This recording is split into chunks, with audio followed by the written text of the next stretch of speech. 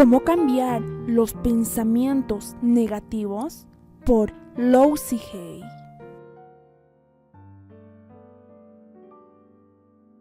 Recuerdo la primera vez que escuché que yo podía cambiar mi vida si estaba dispuesta a cambiar mis pensamientos.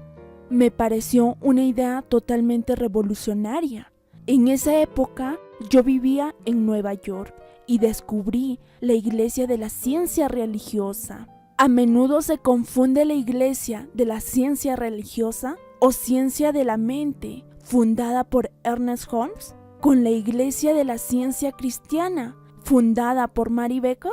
Ambas reflejan un nuevo pensamiento, pero son filosofías distintas.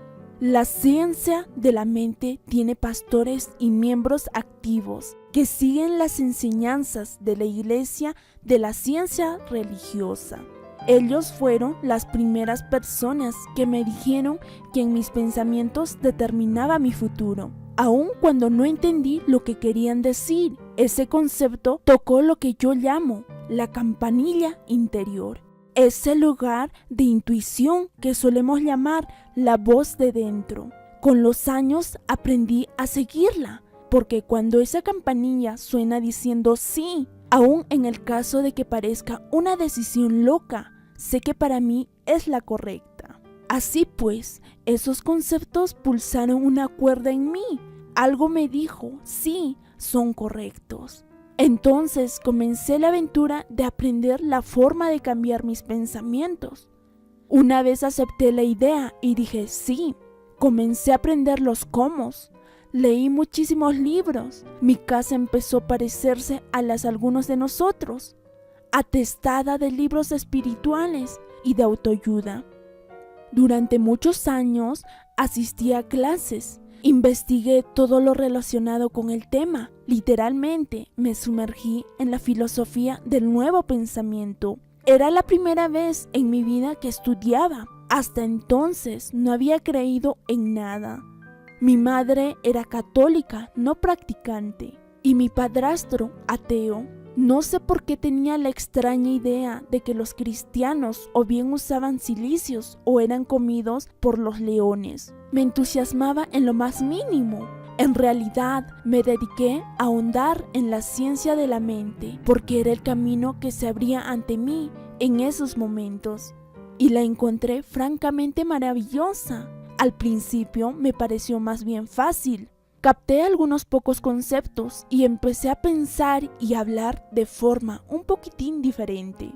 En aquel tiempo yo era muy quejica, era toda autocompasión. Sencillamente me encantaba revolcarme en la depresión. No sabía que así iba perpetuando constantemente experiencias que me permitieran continuar compadeciéndome. Pero claro, en ese tiempo yo no conocía nada mejor. Poco a poco fui descubriendo que ya no me quejaba tanto. Comencé a escuchar lo que decía. Me di cuenta de que era muy crítica conmigo misma y traté de dejar de serlo. Me dediqué a balbucear afirmaciones sin saber muy bien lo que querían decir. Comencé con las fáciles, por supuesto, y empecé a notar ciertos cambios. Lograba tener luz verde en los semáforos y encontraba sitios para aparcar. Y esto me pareció fabuloso. Poco tiempo después ya pensaba que lo sabía todo y me comportaba de forma engreída, arrogante y dogmática. Creía saber todas las respuestas. Ahora, al mirar hacia atrás, pienso que esa era mi manera de sentirme segura en este nuevo camino. Suele dar miedo alejarse de las viejas y rígidas creencias, sobre todo si ha estado totalmente controlado. Para mí, era bastante espantoso, por lo cual me aferraba a cualquier cosa que me diera un poco de seguridad. Era un comienzo, todavía me quedaba mucho camino por recorrer, y aún me queda. Como suele pasarnos a todos, no siempre encontraba la senda cómoda y llana, porque a veces no daba resultado balbucear afirmaciones, cosas que no podía entender. Me preguntaba, ¿qué es lo que hago mal? Inmediatamente me culpaba. ¿Sería eso otra demostración que yo no valía para nada? En ese tiempo esa era una de mis creencias predilectas. Por esa época mi maestro Eric Pace solía mirarme y hablar del concepto de rencor. Yo no tenía la menor idea de qué me estaba hablando. ¿Rencor? ¿Yo? Vamos, seguro que no sentía ningún rencor. Después de todo me encontraba en mi camino. Era perfecta espiritualmente, que poco me conocía entonces. Continué haciéndolo todo lo mejor posible. Estudiaba metafísica y espiritualidad y aprendí a conocerme tanto como podía. Captaba todo lo que me era posible y a veces lo ponía en práctica. Suele suceder que escuchamos muchísimas cosas. A veces las comprendemos, pero no siempre lo practicamos. Me parecía que el tiempo transcurría demasiado deprisa y a esas alturas yo ya llevaba 3 años estudiando la ciencia de la mente. Ya era miembro activo de la iglesia. Comencé a enseñar su filosofía, pero no lograba explicarme por qué mis alumnos parecían confusos. No entendía por qué seguían estancados en sus problemas. Yo les daba tantos buenos consejos. ¿Por qué no los aprovechaban? Nunca me pasó por la mente pensar que yo hablaba mucho de la verdad, pero la vivía muy poco. Era como un padre que le dice a su hijo lo que tiene que hacer, mientras él hace exactamente lo contrario. Entonces, un día, de forma totalmente inesperada, me diagnosticaron un cáncer de vagina. Mi primera reacción fue de terror.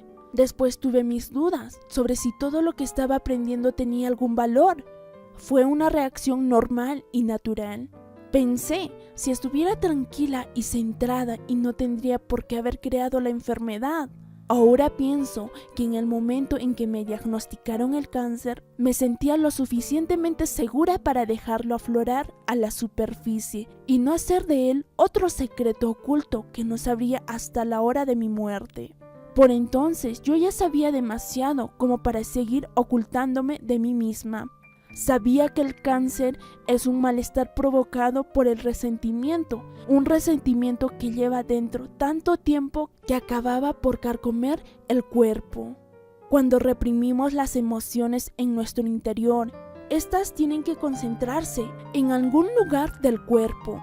Si nos pasamos la vida enterrando cosas, finalmente se manifestarán en una parte u otra de nuestro cuerpo. Tomé conciencia de que el rencor al que mi profesor se había referido tantas veces, que llevaba dentro. Tomé conciencia de que el rencor al que mi profesor se había referido tantas veces, que llevaba dentro, tenía que ver con haber sido maltratada física, emocional y sexualmente cuando era niña. Evidentemente, albergaba resentimiento, estaba amargada y era implacable con el pasado. Jamás había hecho ningún ejercicio para cambiar o para liberar la amargura y dejarla atrás. Cuando me marché de casa, eso era todo lo que pude hacer para olvidar lo que me había sucedido. Creía haberlo dejado atrás cuando en realidad sencillamente lo había enterrado. Cuando encontré mi senda metafísica, cubrí mis sentimientos con un precioso barniz de espiritualidad y escondí muchísimas basuras dentro de mí. Me rodeé de un muro que literalmente me impidía comunicarme con mis propios sentimientos. No sabía quién era ni dónde estaba. Después del diagnóstico, comenzó el verdadero trabajo de aprender a conocerme. Gracias a Dios, tenía instrumentos. Sabía que para conseguir cambios permanentes necesitaba entrar en mi interior. Sí, el médico me operaría y posiblemente me curaría por el momento. Pero si yo no cambiaba la forma en que usaba mis pensamientos y palabras, sin duda alguna volvería a crearme la enfermedad. Siempre me ha interesado saber en qué lugar del cuerpo colocamos nuestros cánceres. ¿En qué lado del cuerpo están nuestros tumores? ¿El izquierdo o el derecho? El derecho es el lado masculino, de donde damos. El izquierdo es el lado femenino, la parte receptiva, de donde recibimos. Casi siempre en mi vida, cuando algo ha ido mal en mi cuerpo, siempre se trataba del lado derecho. Allí era donde acumulaba todo el rencor que sentía hacia mi padrastro.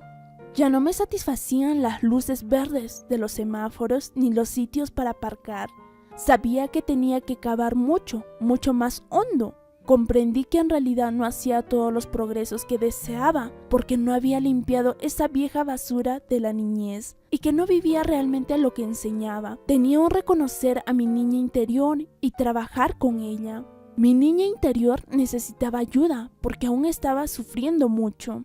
Rápidamente comencé un programa de autocuración que me tomé muy en serio. Me concentré absolutamente en mí y me despreocupé de todos los demás. Mi finalidad era ponerme bien y me entregué a ello en cuerpo y alma. Algunas de las tareas eran bastante extrañas, pero las hacía. Después de todo, se trataba de mi vida. Durante los 6 meses siguientes, esto fue un trabajo de 24 horas al día. Comencé a leer y estudiar todo lo que pude encontrar sobre formas alternativas de curar el cáncer, porque de verdad creía que se podía hacer. Seguí un régimen de limpieza que purificaba mi cuerpo de toda la porquería que había comido durante años. Me parecía que solo vivía de brotes y de espárragos. Claro que comía otras cosas, pero eso es lo que más recuerdo. Con mi terapeuta y profesor de la ciencia de la mente, Eric Pace, trabajé para limpiar mis pautas mentales con el fin de que el cáncer no se produjera. Hacía afirmaciones y visualizaciones y seguí tratamientos espirituales para la mente. También trabajaba diariamente con el espejo. Lo que me resultaba más difícil de decir eran las palabras: te amo, de verdad te amo. Me costó muchísimas lágrimas y muchos ejercicios de respiración lograrlo. Cuando lo conseguí, fue como si hubiera dado un salto cuántico. Acudí a un buen psicoterapeuta, especialista en ayudar a la gente a liberar la rabia. Durante esa época me pasaba buenos ratos golpeándome quijones y chillando. Fue maravilloso. Me parecía tan fabuloso porque jamás había tenido permiso para hacer eso en toda mi vida. No sé muy bien qué método dio resultado. Tal vez un poquito de cada uno. Por encima de todo, fui verdaderamente consecuente con lo que hacía. Practicaba durante todas mis horas de vigilia. Antes de dormirme, me daba las gracias por todo lo que había hecho durante el día.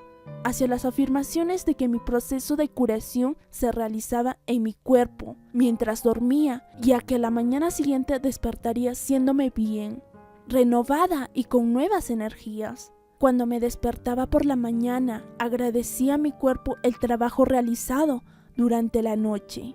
Afirmaba que estaba dispuesta a crecer y aprender cada día y hacer cambios sin considerarme una mala persona. También trabajé para comprender y perdonar. Una de las formas de hacerlo fue averiguar todo lo posible sobre la infancia de mis padres. Empecé a comprender que en realidad no podrían haber hecho de manera diferente nada de lo que hicieron debido a la forma en que fueron criados.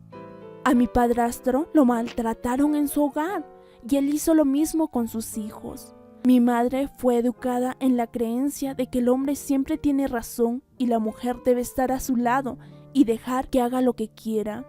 Nadie les enseñó una forma diferente de vivir. Ese era su estilo de vida. Paso a paso, mi creciente comprensión me capacitó para comenzar el proceso del perdón. Cuanto más perdonaba a mis padres, más dispuesta me sentía a perdonarme a mí misma. Perdonarnos a nosotros mismos es tremendamente importante.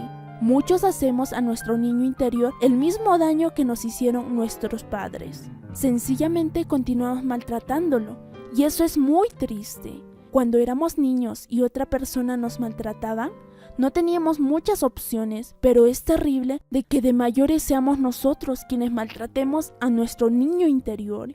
A medida que me perdonaba, comencé a confiar en mí misma. Descubrí que cuando nos confiamos en la vida o en los demás, lo que en realidad pasa es que nos confiamos en nosotros mismos. No confiamos en nuestro yo superior para que cuide de nosotros en todas las situaciones. Y por eso decimos, nunca volveré a enamorarme porque no quiero sufrir. O nunca permitiré que esto vuelva a suceder. Lo que realmente estamos diciéndonos es: no confío en ti lo suficiente para dejar que cuides de mí, de modo que me voy a mantener lejos de todo. Finalmente comencé a confiar en mí misma lo suficiente para cuidar de mí. Y entonces se me fue haciendo cada vez más fácil amarme. Mi cuerpo estaba sanando y mi corazón también. Mi crecimiento espiritual me llegó de esa manera tan inesperada. Como premio añadido, comencé a parecer más joven. Los clientes que atraían eran casi todas personas dispuestas a trabajar en ello mismo. Progresaban enormemente casi sin que yo les dijera nada. Percibían y sentían que yo vivía los conceptos que enseñaba y les resultaba fácil aceptar estas ideas. Entonces, por supuesto, conseguían buenos resultados. Comenzaron a mejorar la calidad de su vida.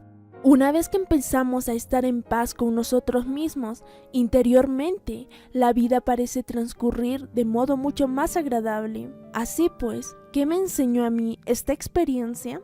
Comprendí que tenía el poder de cambiar mi vida si estaba dispuesta a cambiar mis pensamientos y a dejar marchar los hábitos que me retenían en el pasado. Esta experiencia me aportó el conocimiento interior de que si realmente estamos dispuestos a trabajar, podemos hacer cambios increíbles en nuestra mente, en nuestro cuerpo y en nuestra vida.